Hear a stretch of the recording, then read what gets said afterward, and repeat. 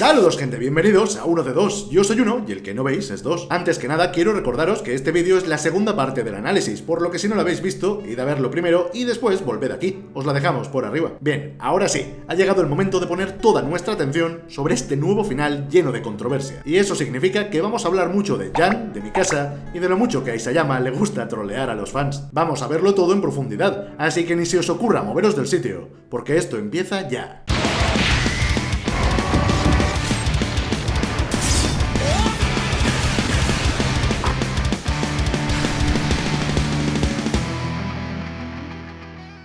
Vale, vamos a ver. El final original, es decir, el perteneciente al manga número 139, nos dejó un panorama completamente abierto. ¿Consiguieron Armin y los demás la paz para la isla? ¿Vivió Mikasa toda su vida sin amar a otro hombre? Pues bien, inicialmente estas preguntas quedaron sin respuesta, pero eso ha cambiado. Bueno, ha cambiado en parte, ya que la primera página extra nos deja con todavía más dudas. Primera viñeta y primera sorpresa, vamos a ir poco a poco, ¿vale? Lo primero que notamos aquí es que ya han pasado algunos años desde la muerte de Eren, y como era de esperar, Mikasa acude a visitar su tumba regularmente. Hasta ahí, todo bien. Lo que pasa es que nadie se esperaba que viniera equipada con un bebé, y eso por no hablar del sujeto que le pone la mano en el hombro. Enseguida veremos mejor todo esto, pero por ahora pasemos a la siguiente viñeta. Bien, este plano general nos deja apreciar el paso del tiempo. La explanada en la que se encontraba el árbol ahora forma parte de una ciudad en pleno desarrollo. Es más, por los bancos de madera y la papelera da la impresión de que el árbol está integrado en un parque público. También podemos ver un buen número de coches por la calle y edificios más modernos a medio construir. Hay incluso varias grúas por los tejados.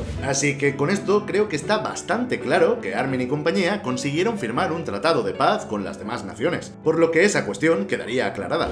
Ahora solo nos queda volver a Mikasa, la cual es ya mostrada como una anciana. Vemos que necesita un bastón para poder andar, por lo que es fácil deducir que la silla de ruedas que tiene detrás sería suya. La escena es idéntica a la del panel anterior, solo que esta vez Mikasa se encuentra acompañada de más gente. Y de nuevo, en las dos viñetas siguientes tenemos la última visita a la lápida y finalmente el fallecimiento de la Ackerman. Una escena que aunque a priori nos resulta un poco triste, por otra parte nos demuestra que tal y como Eren quería, Mikasa consiguió tener una larga y pacífica vida. Así que oye, ni tan mal. Bien, ahora que ya hemos visto toda esta parte, ha llegado el momento de especular. Veamos, parece que la raíz de todo este problema sería el bebé. Y es que, claro, si Mikasa fuera la madre, eso querría decir que el men que tiene detrás tendría que ser el padre. O quizá no, la verdad es que no podemos saberlo. Y es por ello que vamos a tener que teorizar. Lo primero sería averiguar quién diablos es este tipo de aquí. Porque sí, se parece a Jan, gente, de hecho, se le parece muchísimo. Supongo que la clave está en el tipo de peinado que lleva, y es que es idéntico al de Jan. Pero claro, ¿y dónde está Armin? Es muy extraño que no sea él quien aparece junto a Mikasa. No olvidemos que el trío formado por él, Eren y Mikasa siempre ha permanecido unido. Así que, ¿podría tratarse de Armin llevando el pelo largo? Pues sí, podría, sí.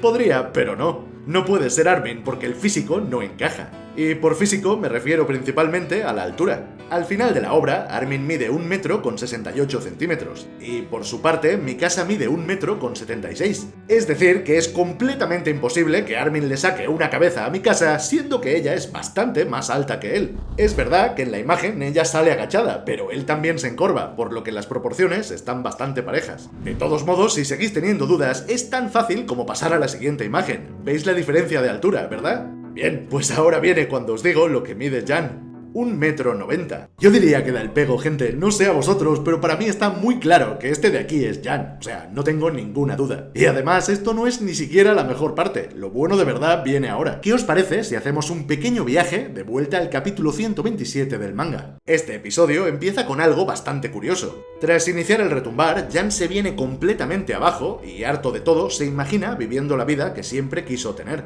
Como digo, esto es al menos lo que parecía en su momento.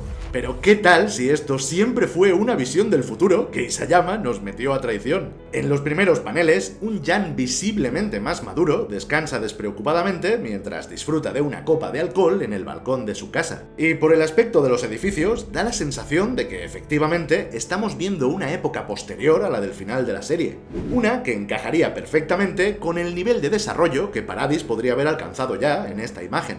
De vuelta a Jan, este voltea a mirar hacia el interior de la casa y es entonces cuando se descubre el pastel y vemos a Mikasa cogiendo un bebé en brazos. Y sí, gente, sí, es Mikasa. Solo tenéis que ver la cicatriz en su mejilla. Todo esto es demasiado sospechoso. La apariencia y tamaño del bebé se ajustan a la perfección a las del retoño que aparece aquí. Joder, si es que incluso llevan la misma ropa. Sé que no soy el único que en su día pensó que el capítulo 127 era realmente una escena del futuro. Y es que solo tenéis que verlo para daros cuenta de lo bien que encaja todo esto con las páginas extra. Si ponemos atención a los diálogos de Jan, vemos cómo este se refiere a Mikasa y al bebé como su esposa e hijo. Pero lo que considero más importante es el contexto en el que lo hace. Y es que después de todo el sufrimiento que había pasado, después de literalmente haber vivido un infierno, Jan se muestra convencido de haberse ganado el derecho de poder vivir feliz junto a una familia. Pasando a otra cosa, la última prueba la encontramos en la conversación que los ex-titanes cambiantes tienen con Jan y Connie en el ferry que los está llevando de vuelta a Paradis.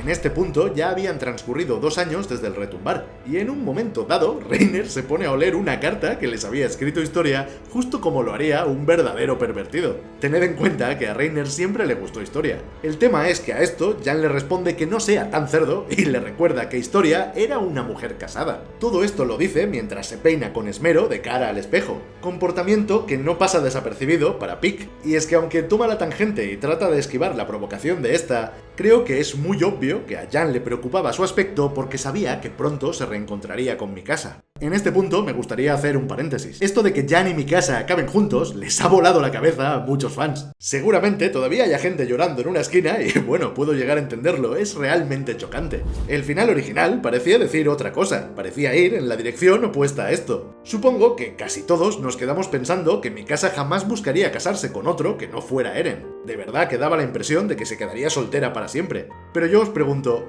¿el hecho de que esto nos parezca bien no es un poco egoísta? Yo comprendo que nos resulte atrayente la idea romántica de que la pobre mujer se quede esperando el día de su muerte para reencontrarse con su amado. Es trágico, pero también muy bonito. Sin embargo, teniendo en cuenta que cuando Eren muere Mikasa todavía tiene 19 años, ¿no os parece algo muy excesivo? Si no me equivoco, cuando el pájaro le coloca la bufanda al final del manga original, Mikasa tiene 22 años. Así que, con toda la vida por delante, es lo más natural del mundo que en algún punto el personaje tomara la decisión de formar una familia. No sé, vamos, no me parece nada tan descabellado. Shingeki siempre se ha caracterizado por tener en su haber a personajes bastante realistas. Con esto quiero decir que solo hay que irse al primer episodio y juzgar el comportamiento de Hannes al momento de hacérselo en los pantalones y huir del titán en lugar de enfrentarse a él. Cosas como esta las hay a montones. Joder, el propio Eren pierde una pierna a la primera de cambio, como cabría esperar de alguien sin experiencia y con demasiado ímpetu. A donde voy es a que puede que sea muy inocente de nuestra parte esperar que Mikasa no tome este tipo de decisiones. Jan siempre estuvo ahí para ella. Y sí, lo sé, ahora muchos debéis estar pensando que Jan es un hijo de perra por aprovecharse de la situación, pero vamos a tratar de verlo con un poco de perspectiva. Jan es ese pobre tipo que se enamoró perdidamente de una mujer cuyo corazón ya tenía dueño. Y conocedor de que nunca podría interponerse, se tragó sus sentimientos y demostró ser un verdadero amigo. De hecho, él fue uno de los pocos que nunca perdió la fe en Eren. Pero vamos a aplicar la lógica, gente. Vamos a imaginar que ya han pasado varios años desde la muerte de Eren. Si este fuera el caso y vosotros estuvierais en la piel de Jan, ¿me queréis decir en serio que no intentaríais cortejar a Mikasa? Por supuesto que lo haríais, vamos, pero seguro. Lo haríais todos, porque esto no se trata de traicionar a Eren. Esto se trata de buscar tu propia felicidad. Eren ya no está. Y os diré algo más. Isayama falló al no enseñarnos el mensaje que Eren les dejó a todos sus amigos. Hubiera sido genial ver su última conversación con Reiner o con Annie, pero hubiera sido aún mejor haber visto lo que le dijo a Jan. Estos dos amigos también fueron rivales, y es que en el fondo sus personalidades eran más parecidas de lo que les hubiera gustado admitir. Ahora, decidme, ¿vosotros de qué creéis que hablaron? ¿Qué creéis que fue lo que hizo Eren? ¿Decirle a Jan que ni se le ocurriera ponerle la mano encima a Mikasa? Pues seguramente no. Lo más probable es que fuera todo lo contrario. El esfuerzo que hace Eren en sus últimos momentos consiste en dejar ir a Mikasa. Todo eso de pedirle que tirara la bufanda y que pasara página culmina en esto, en permitirle a aquel que siempre la amó y se preocupó por ella, que sea el encargado de cuidarla en su lugar. Estoy totalmente convencido de que esto es lo que Eren le pidió a Jan. Y es que después de lo que les dijo a Armin y Mikasa, tiene todo el sentido que así sea. Aunque, bueno, después de todo, no podemos saberlo al 100%. Sea como sea, tanto si le damos validez argumental a la relación entre Jan y Mikasa como si no, hay un detalle muy importante a tener en cuenta. y este es que la bufanda sigue estando ahí. Como sabéis, la bufanda es una suerte de anillo de compromiso improvisado que representa el amor eterno entre Eren y Mikasa. Es el hilo rojo del destino, y el hecho de que Mikasa no se desprendiera de ella tiene un peso enorme. Estamos hablando de que la llevó puesta hasta el fin de sus días, y eso es una prueba irrefutable de que su amor por Eren nunca desapareció. Luego tenemos otra cosa más. Esto es algo a lo que yo no le hubiera dado mucha importancia, de no ser porque sé que a Isayama le encanta el simbolismo. Os hablo de las rosas. El que sea precisamente esta flor la que Mikasa deja en la tumba puede no ser casualidad, y la razón de ello es el significado que tienen. Las rosas rojas son generalmente asociadas con el amor, pero si os soy completamente sincero, esto puede ser meramente circunstancial. Y es que las rosas son muy comunes de ver en los funerales. Es un tipo de flor muy conocida universalmente y sirve para expresar cariño en todos los ámbitos. Así que no es tan representativo como algunos quieren creer. De todas formas, y dejando eso de lado, quizá lo de la bufanda sí sea una pista de que Mikasa nunca se casó con Jan. Puede ser perfectamente que éste decidiera acompañarla en honor a la promesa que hipotéticamente le hizo a Eren. Y en cuanto al bebé, cabe la posibilidad de que se trate de un huérfano al que Mikasa decidió cuidar. Hay un último detalle curioso con respecto a esto, y es que en la imagen del funeral de Mikasa podemos notar que ésta sigue llevando el vendaje que oculta su linaje. Sabemos que su madre le dijo que su deber era el de pasarlo a la siguiente generación, es decir, a sus propios hijos. Sin embargo, el hecho de que lleve el tatuaje cubierto nos podría indicar que nunca tuvo descendencia propia. Es una posibilidad, como también lo es que seguramente Mikasa no quisiera hacerlo. Anteriormente ya vimos cómo Kiyomi quiso utilizarla, y aunque al final sus intenciones no fueran del todo malas, Mikasa nunca se sintió parte del clan Azumabito. Ella era una orgullosa Eldiana de Paradis y nada más. Como conclusión os diré que yo estoy un 99% seguro de que Mikasa y Jan estuvieron juntos hasta la muerte. Y de hecho, las personas que salen detrás de ellos en este panel probablemente sean sus hijos y sus nietos. El hecho de que no seamos capaces de reconocer a ninguno de ellos le da bastante sentido a que lo sean. Al final, Jan tuvo que vivir siempre a la sombra del recuerdo de Eren, pero lo aceptó de buen grado porque para él era un justo precio a pagar a cambio de lograr cumplir su deseo de tener una familia. Y es que así es la vida, gente, imperfecta y agridulce. Estoy convencido de que Mikasa aprendió a amar a Jan, y es que, como os dije en el vídeo anterior, el amor puede presentarse de muchas maneras distintas. Todo esto podéis negarlo si queréis, claro, yo me limito a daros las pruebas, aquí cada uno puede pensar lo que quiera. Honestamente, la verdad es que este personaje bien podría tratarse de un random, un tipo cualquiera del que Mikasa se enamoró con el tiempo. De hecho, eso es justamente lo que ocurre con el esposo de Historia. No se sabe casi nada de él, pero ahí está. Este tema depende totalmente de la interpretación de cada uno.